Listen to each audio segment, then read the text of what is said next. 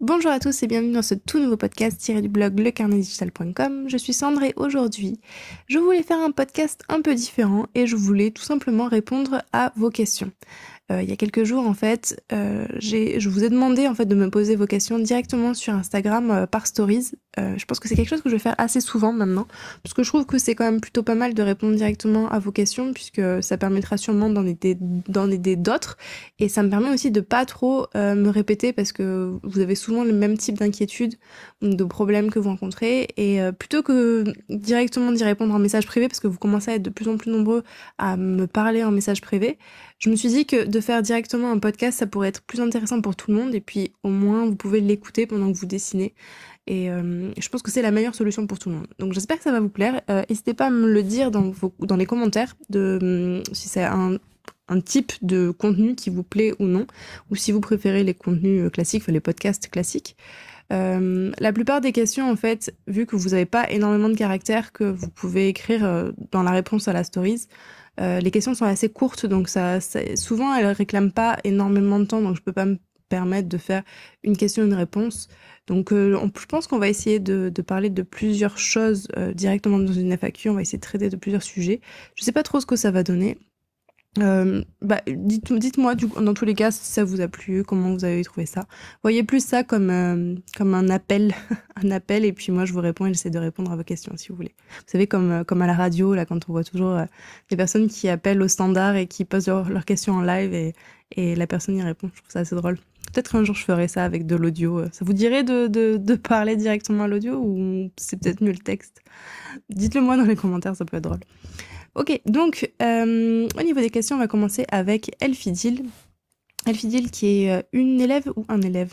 Une élève, il me semble, de la formation pour apprendre le dessin d'observation. D'ailleurs, cette formation réouvrira en début janvier. Parce que j'en profite pour vous le dire, parce que vous êtes nombreux à m'envoyer des messages pour me demander quand la formation va réouvrir. Je pense que concrètement, elle va ouvrir assez vite, début janvier, histoire qu'on puisse commencer l'année avec des bonnes résolutions. Je pense que ça peut être une bonne idée, donc voilà. Juste comme ça, moi, vous êtes au courant, ce sera sûrement début janvier. Et puis, je vous rappelle que si vous n'êtes pas inscrit sur la liste, je vous mettrai un lien dans la description. Vous avez un formulaire que vous pouvez répondre et du coup, quand la formation sera à nouveau disponible, vous recevrez un email pour vous prévenir à ce moment-là. Ok, donc revenons à la question. Donc Elfidil qui me pose la question, vas-tu faire des nouvelles analyses de perso de jeux ou d'autres vidéos de ce genre? Donc je pense que tu parles le character design, sur l'analyse des character design d'Overwatch. Oui, c'est prévu. Alors j'avais dit que je faisais un live pour justement qu'on puisse analyser Hammond, le petit hamster là d'Overwatch. Alors j'ai malheureusement pas eu le temps, enfin j'ai pas pris le temps, on va dire plutôt, d'organiser ça. C'était très compliqué en ce moment. J'ai énormément de travail en ce moment à Black Muffin Studio. Du coup, je vais pas pouvoir trop commencer à faire ça. Donc au final, je pense que je vais sûrement vous faire une analyse de character design de Ashe, le dernier personnage d'Overwatch qui me semble un peu plus. Donc je suis plus inspirée sur ce personnage-là que sur Hammond. Et encore, et encore, je le trouve un petit peu comme ça, je le trouve un petit peu léger ou caricatural. Donc, bon, je dis ça, mais souvent, à la première lecture des personnages d'Overwatch, c'est ça qui est fort, je trouve. C'est que je pars sur quelques a priori en me disant, oui, bon, peut-être qu'il n'y a pas grand-chose à dire sur ces personnages-là.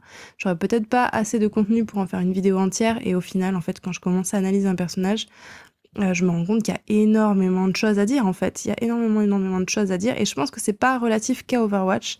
J'ai réfléchi aussi à d'autres types d'analyses que je pouvais faire liées à d'autres jeux vidéo.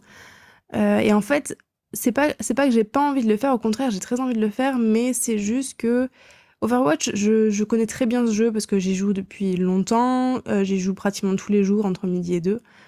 Et du coup, je le maîtrise mieux. Et je me vois mal, en fait, faire une vidéo sur un autre jeu vidéo que je maîtriserais moins bien par définition.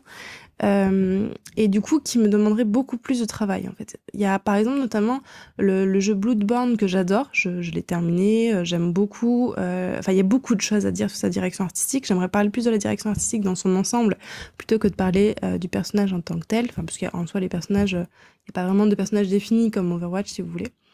Mais en même temps, Bloodborne est une œuvre tellement complexe que si vraiment je veux faire une vidéo comme ça, il faudrait vraiment que je passe énormément de temps pour la faire, énormément de temps à faire des recherches et à croiser mes sources parce que Bloodborne est inspiré de beaucoup d'œuvres, beaucoup d'œuvres gothiques notamment, et je voudrais pas dire des bêtises, donc voilà, il y aurait quand même beaucoup de choses à réfléchir. Donc oui, je pense en refaire. Maintenant, je sais pas quand, parce que ça me demande beaucoup de travail. Mais oui, je pense en refaire sans aucun problème. Dans tous les cas, je vous pousse vraiment à faire de même, en fait, d'essayer d'analyser au maximum les choses, parce que c'est vraiment là qu'on comprend, en fait, à quel point il faudrait ne pas faire les choses de manière, entre gros guillemets, gratuite, dans le sens tout est justifié en fait. Tout doit être justifié. En tout cas, si vous voulez créer des œuvres qui marquent les gens qui les regardent, c'est mieux voilà, d'essayer au maximum de justifier les choses, justifier un choix de couleur, le choix d'une composition, le choix d'un cadrage, le choix des vêtements que la personne porte, le type de végétation même que vous avez dans un décor. Je vois beaucoup de personnes qui font des décors naturels et qui ne s'intéressent pas assez au type de plantes qui sont représentées dans le décor, en fait. Vous n'avez pas les mêmes décors quand vous êtes dans une montagne et quand vous êtes dans la jungle, par exemple. Certaines plantes s'adaptent bien à la lumière, à l'humidité. Un truc bête, voilà, un exemple que j'aime bien. J'aime bien donner en fait des exemples comme ça pour que vous compreniez à quel point il faut aller un peu dans le détail, si vous voulez. J'ai une plante chez moi qui s'appelle la Monstera. La Monstera, alors je pense qu'on la voit dans certaines de mes vidéos. On doit aussi la voir dans les vidéos récentes où je suis devant l'ordinateur parce que ça correspond à mon bureau. Bref, cherchez au pire sur internet, Monstera. C'est des espèces de grosses plantes tropicales en fait avec des énormes feuilles. Et ces feuilles en fait, quand elles sont pleines, alors en vrai en fait, quand on pense au Monstera, on voit souvent ces espèces de grandes feuilles vertes brillantes et trouées en fait. Vous savez, elles ont des espèces de trous à l'intérieur. Et en fait, ces plantes, elles se trouent pour ne pas avoir trop de lumière, en fait, pour ne pas être cramées, en fait, pour pas que la feuille soit cramée. Et par conséquent, si vous avez un pied de Monstera à un endroit très ensoleillé, vous aurez un pied de Monstera avec des trous. Alors que une Monstera qui sera ailleurs, où elle n'aura pas beaucoup de lumière, elle aura des feuilles pleines, elle n'aura pas de trous. Si vous voulez, ce type de plante s'adapte, quoi. En fait, c'est ça, je trouve ça vraiment intéressant, en fait. C'est des détails, peut-être, mais ça, dans une illustration, ça fera toute la différence, en fait. Si vous arrivez à montrer que vous savez ce genre de connaissances, alors que vous les connaissiez ou non, vous pouvez peut-être vous être rendu compte de cette information juste par l'observation. Mais en tout cas, si vous arrivez à intégrer ce type d'information dans vos illustrations seront encore plus crédibles, en fait. Je vous dis ça parce que, par exemple, en ce moment, je joue à Red Dead Redemption 2.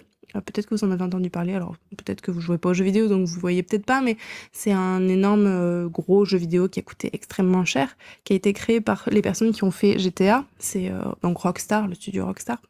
Et en fait, c'est dans l'univers cowboy, vous voyez les westerns, ce genre de trucs.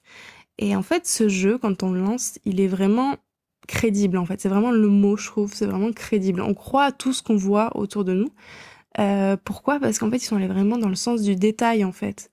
Et ils ont magnifié la réalité. Parce que le jeu est très réaliste, que ce soit visuellement et en termes de gameplay, la manière dont on joue aux jeux vidéo. Mais il est très, très réaliste. Il va vraiment très, très loin dans le détail. Il pousse très, très loin les choses.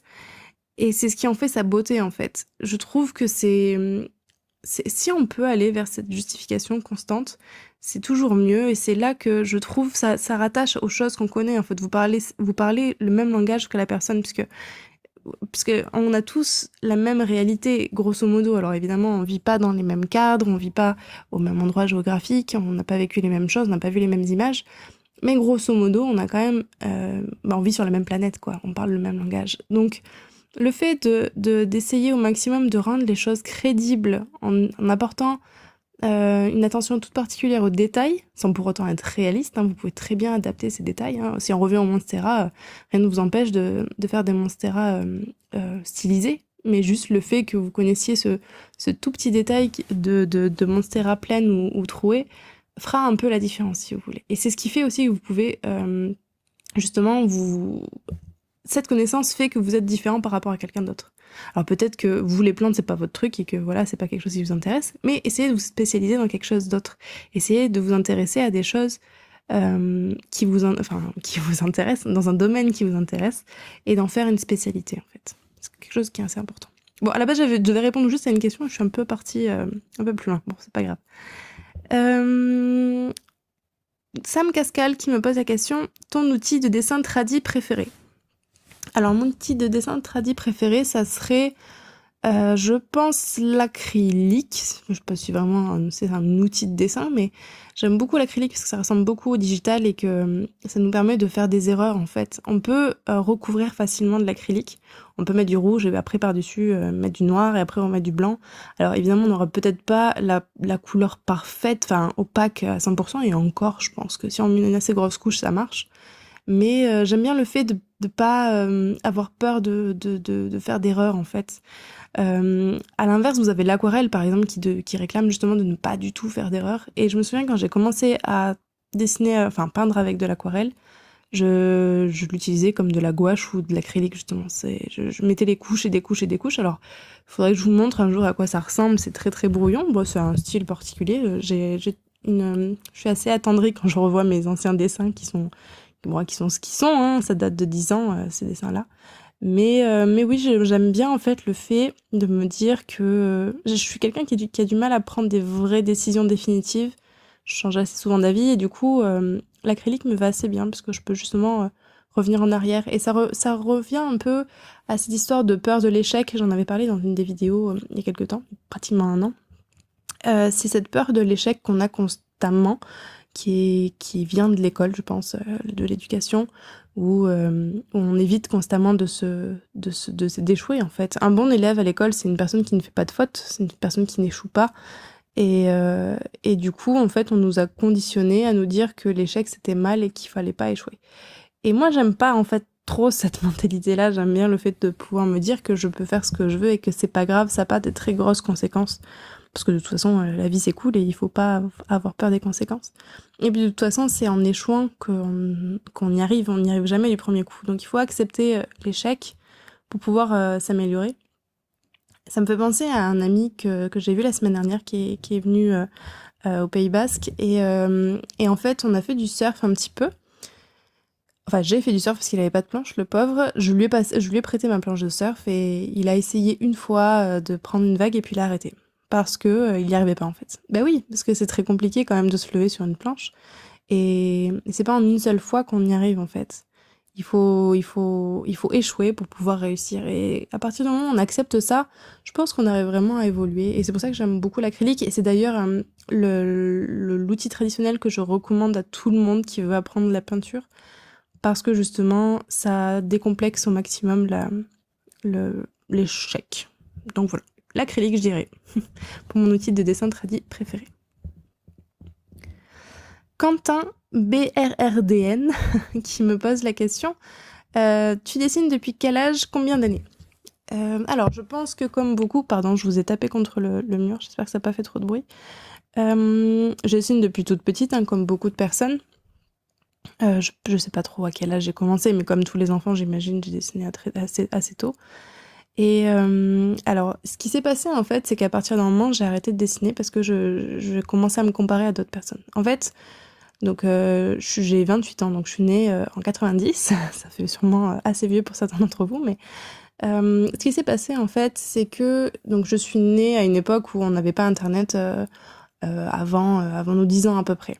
Et donc je crois que j'ai dû avoir Internet vers 8-10 ans, quelque chose comme ça. Et je me suis retrouvée sur des forums de dessin vers mes 12 ans, peut-être, un truc comme ça. J'ai découvert, voilà, les forums de dessin. Oui, parce qu'il faut imaginer qu'à l'époque, on pouvait pas télécharger une image, c'était un peu long, en fait. Donc peut-être que maintenant, voilà, on regarde des vidéos sur YouTube, mais à l'époque, c'était compliqué d'avoir une seule image. Et en fait, ce qui s'est passé, c'est que avant cette période-là, je dessinais comme tout le monde. J'étais contente de dessiner, je prenais du plaisir à dessiner. Et en fait, ce qui s'est passé, c'est que j'ai découvert qu'il y avait des gens de mon âge sur Internet qui dessinaient, mais carrément mieux que moi, en fait. C'était des dieux du dessin, quoi.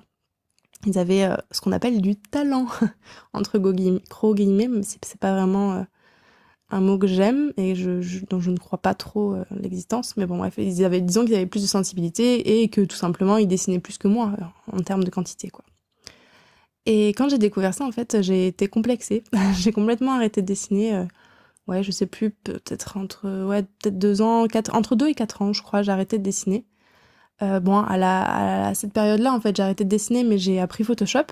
Ce qui a mis du temps, parce qu'à l'époque, il y avait pas de tuto. C'était Photoshop 7 à l'époque, c'était même pas les CC quelque chose.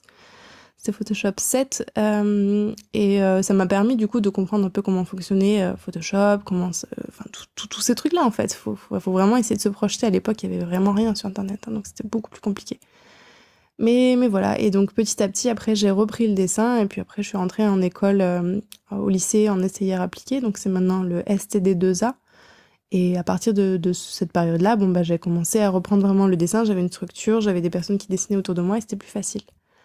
Donc, grosso modo, voilà, depuis que je suis toute petite, mais j'ai une grosse période où j'ai arrêté, et je dessine sérieusement depuis 2000...